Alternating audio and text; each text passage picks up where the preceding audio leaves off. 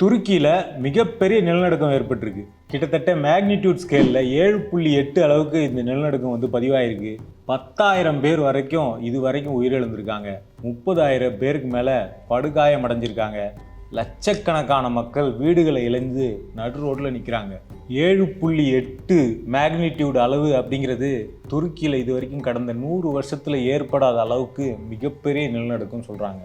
சரி, துருக்கியில் ஏற்பட்ட நிலநடுக்கத்துக்கு டெல்லி தப்பிக்குமா அப்படின்னு டைட்டில் வச்சுருக்கீங்களே, ஏன் அப்படின்னு பார்க்குறீங்களா? துருக்கியிலேருந்து டெல்லி 4000 கிலோமீட்டர் தூரத்தில் இருக்குது. 4000 கிலோமீட்டருக்கு அப்பால் ஏற்பட்ட நிலநடுக்கம் டெல்லியை எப்படி பாதிக்கும் அப்படிங்கிற கேள்வி எழுறது இயல்பானது தான். டெல்லிக்கு என்ன பாதிப்புங்கிறத இந்த வீடியோவில் பின்னாடி பார்க்கலாம். முதல்ல நிலநடுக்கம் ஏன் ஏற்படுது, எப்படி ஏற்படுது அப்படிங்கிற ஒரு சின்ன அடிப்படையை பார்ப்போம். நம்ம பூமி இருக்குல்ல, அந்த பூமியை ஒரு ஆரஞ்சு பழம் மாதிரி நம்ம நடுவில் பாதியாக வெட்டினோம்னா உள்ளுக்குள்ளே 4 லேயர் இருக்கிறத நம்ம பார்க்க முடியும். அதில் இன்னர் கோரு, அவுட்டர் கோரு, மேண்டில், அதுக்கு மேலே இருக்க மேல் ஓடு இருக்குல்ல, அதை க்ரஸ்ட்னு சொல்லுவாங்க. அந்த க்ரஸ்ட்டுங்கிறது தான் நம்மளாம் வாழக்கூடிய இந்த பகுதி. இந்த க்ரஸ்ட்டுங்கிறது எப்படி இருக்கும்னா, இப்போ ஒரு பால் மாதிரி மொத்தமாக ஒரே ஓடாக இருக்காது. இப்போ நம்ம ஒரு ரப்பர் பாலை எடுத்து அதை 15 பீஸாக வெட்டி அதை ஒரு ஃபெவிக்விக் வச்சு ஒட்டணும்னு வச்சிங்களேன், அது எப்படி இருக்கும்? 15 துண்டையும் ஒன்று ஒன்றா ஒட்டி வச்ச மாதிரி தெரியும் இல்லைங்களா? அந்த மாதிரி 15 பிளேட்ஸாக இந்த பூமியோடைய மேல் ஓடு இருக்குது. அந்த பிளேட்டுக்கு பேர் தான் டெக்டானிக் பிளேட்ஸ் அப்படின்னு சொல்லுவாங்க. அதில் ஒரு 7 பிளேட் ரொம்ப மேஜர் பிளேட் அப்படின்னு சொல்லுவாங்க. மற்ற பிளேட்டுங்களாம் சின்ன சின்ன பிளேட்லாம் மைனர் பிளேட்டுன்னு சொல்லுவாங்க. இதையும் தாண்டி நிறைய மைக்ரோ பிளேட்ஸ் கூட பூமியில் இருக்குது. பூமியோட உள்கருவில் இருக்கக்கூடிய டெம்பரேச்சர், ப்ரெஷர், இதனால் என்ன ஆகும்னா இந்த மேலே இருக்கக்கூடிய டெக்டானிக் பிளேட்ஸ் ஒரு சின்ன லெவலில் நகரும். இப்படி இந்த ஒவ்வொரு டெக்டானிக் பிளேட்டுமே ஒவ்வொரு வருஷமும் ஒரு குறிப்பிட்ட சில மில்லிமீட்டர் நகர்றதா சொல்லப்படுது. இப்போ ஒன்றோட ஒன்று ஒட்டுற மாதிரி இருக்கிற இந்த பிளேட்லாம் ஒன்று பக்கவாட்டில் நகரும், இல்லைனா விலகி போகிற மாதிரி நகரும், இல்லைனா ஒன்றோட ஒன்று ஒட்டி முட்டுற மாதிரி நகரும். இப்படி இந்த தகடுகள்லாம் நகர்றதுனால தான் இங்கே மலைகள், பள்ளத்தாக்குகள், எரிமலைகள் எல்லாமே உருவாச்சு. இந்த டெக்டானிக் தகடுகள் சின்ன சின்ன லெவலில் நகரும் போது இந்த தகடுகளுக்கு நடுவில் உருவாகிற விரிசல் இருக்குல்ல, அதை ஃபால்ட் அப்படின்னு சொல்லுவாங்க. இந்த ஃபால்ட் ஏரியாக்களில் மோதல் நடக்கும்போது தான் நிலநடுக்கங்கள் பெரிய அளவில் ஏற்பட்டு பெரிய சேதத்தை உருவாக்கும். இந்த ஃபால்ட் ஏரியாக்கள் அதிகமாக இருக்கிற பகுதிகளை தான் நிலநடுக்கத்தால் அதிகமாக பாதிக்கப்படக்கூடிய பகுதிகள் அப்படின்னு சொல்லுவாங்க. அதாவது எர்த்குவேக் ப்ரோன் ஜோன்ஸ் அப்படின்னு சொல்லுவாங்க. இப்போ துருக்கிக்கு வருவோம். துருக்கிங்கிறது இப்படிப்பட்ட ஒரு எர்த்குவேக் ப்ரோன் ஜோனில் தான் இருக்குது. பூமியோடைய 3 டெக்டானிக் பிளேட்ஸ் ஒன்றா சேர்ற இடத்துக்கு பக்கத்தில் தான் துருக்கி இருக்குது. அதாவது அனட்டோலியன் பிளேட் அப்படின்னு சொல்லுவாங்க. இன்னொரு பக்கம் அரேபியன் பிளேட் இருக்கும், இன்னொரு பக்கம் பார்த்தீங்கன்னா ஆஃப்ரிக்கன் பிளேட் இருக்கும். இதில் அனட்டோலியன் பிளேட் மேலே தான் துருக்கி அமைஞ்சிருக்கு. இந்த அரேபியன் பிளேட்டு பார்த்தீங்கன்னா ஒவ்வொரு வருஷமும் ஐரோப்பாவை நோக்கி வடமேற்கு திசையில் நகர்ந்துக்கிட்டே இருக்குது. அதே சமயம் துருக்கி அமைஞ்சிருக்கிற அந்த அனட்டோலியன் பிளேட்டு தென்மேற்கு திசையில் நகர்ந்துக்கிட்டு இருக்கு. இதனால தான் துருக்கி பார்த்தீங்கன்னா நிலநடுக்கம் அதிகமாக ஏற்படக்கூடிய ஒரு பகுதியாக பார்க்கப்படுது. கடைசியாக துருக்கியில் நடந்ததில் மிகப்பெரிய நிலநடுக்கமாக 1999 நடந்த நிலநடுக்கம் சொல்லப்படுது. 7.4 மேக்னிடியூட் அளவுக்கு ஏற்பட்ட அந்த நிலநடுக்கத்தில் கிட்டத்தட்ட 18,000 பேர் இறந்துருக்காங்க. துருக்கியோடைய நிலப்பரப்பில் 95% நிலப்பரப்பு நிலநடுக்கத்தால் பாதிக்கப்படக்கூடிய ஆபத்து இருக்க பகுதியாக தான் பார்க்கப்படுது. உலகத்திலேயே நிலநடுக்கத்துக்கு 3வது அதிக ரிஸ்க் இருக்க நாடு துருக்கி தான். 1939 8 மேக்னிடியூட் அளவுக்கு ஒரு பெரிய பூகம்பம் ஏற்பட்டு துருக்கியை புரட்டி போட்டுச்சு. அதுக்கு அடுத்ததாக 7.8 அளவுக்கு இப்போ வந்திருக்க நிலநடுக்கம் தான் மிகப்பெரிய நிலநடுக்கமாக பார்க்கப்படுது. துருக்கியை சுற்றி பார்த்தீங்கன்னா அந்த ஃபால்ட்டுன்னு சொல்லக்கூடிய 3 மிகப்பெரிய விரிசல் பகுதிகள் இருக்குது.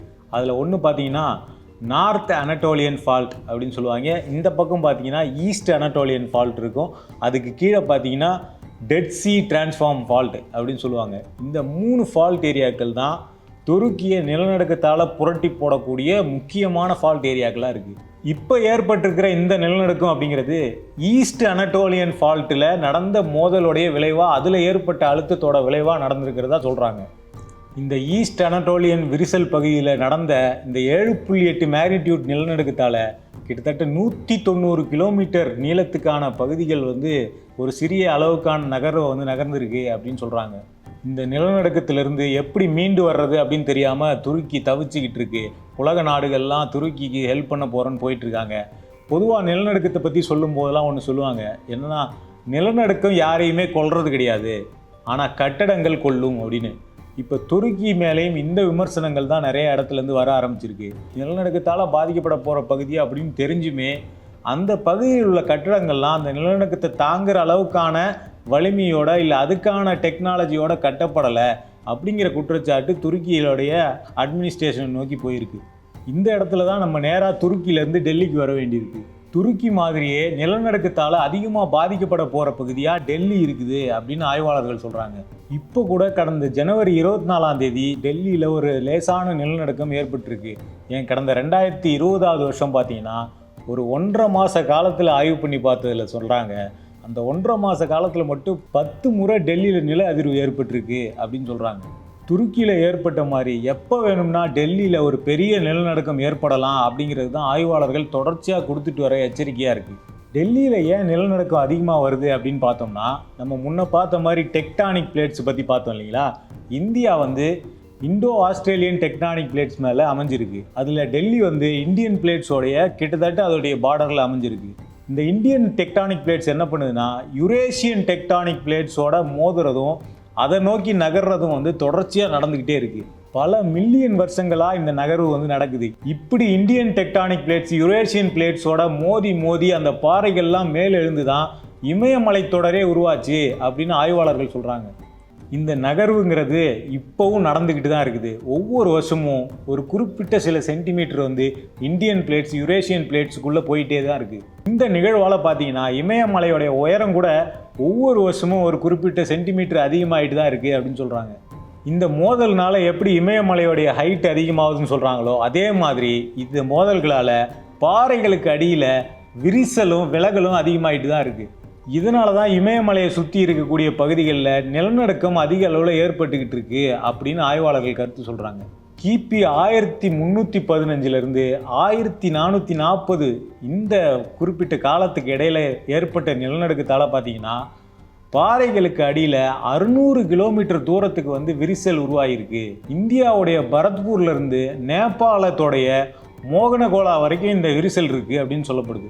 இந்த விரிசல் பகுதியில் கடந்த சில நூற்றாண்டுகளாக அமைதியான சூழலே இருந்தாலும் ஒருவேளை இந்த பகுதியில் ஒரு மாற்றம் நடந்துச்சு அப்படின்னா 8 மேக்னிடியூட் அளவுக்கு நிலநடுக்கம் வரக்கூடும் அப்படின்னு எச்சரிக்கிறாங்க. குறிப்பாக டெல்லி பகுதியில் மட்டுமே பார்த்தீங்கன்னா இந்த விரிசல்லாம் நிறைய காணப்படுது. அதுலேயும் பார்த்தீங்கன்னா டெல்லி ஹரித்வார் பாறை இடைவெளி இருக்குது, டெல்லி சார்கோரா பாறை இடைவெளி இருக்குது, கிரேட் பவுண்டரி ஃபால்ட்டுன்னு சொல்கிறாங்க. இதெல்லாம் டெல்லியில் இருக்கக்கூடிய நிலநடுக்கத்தை ஏற்படுத்தக்கூடிய மிக முக்கியமான விரிசல்களாக பார்க்கப்படுது.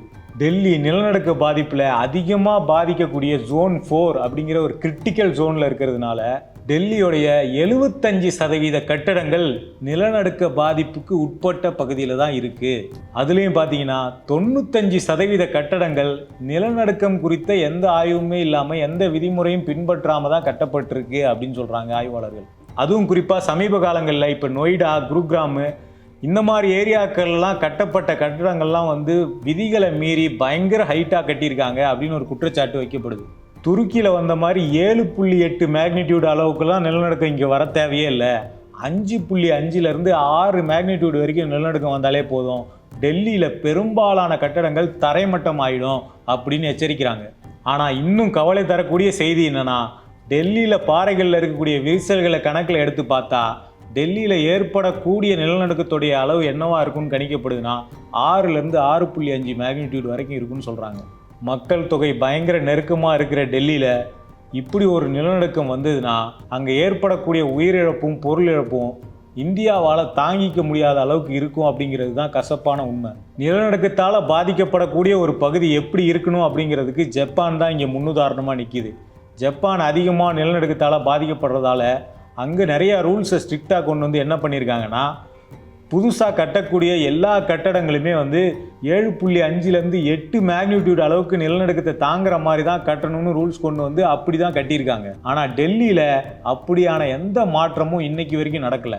நிலநடுக்க பாதிப்பு மதிப்பீடு மையத்துடைய முன்னாள் தலைவர் சுக்லா என்ன பண்ணியிருக்காருன்னா, டெல்லியில் கட்டட விதிமுறைகளில் என்னென்ன மாற்றத்தெல்லாம் உடனடியாக கொண்டு வரணும் அப்படின்னு டெல்லி அரசாங்கத்துக்கு நிறைய பரிந்துரைகளை கொடுத்துருக்காரு.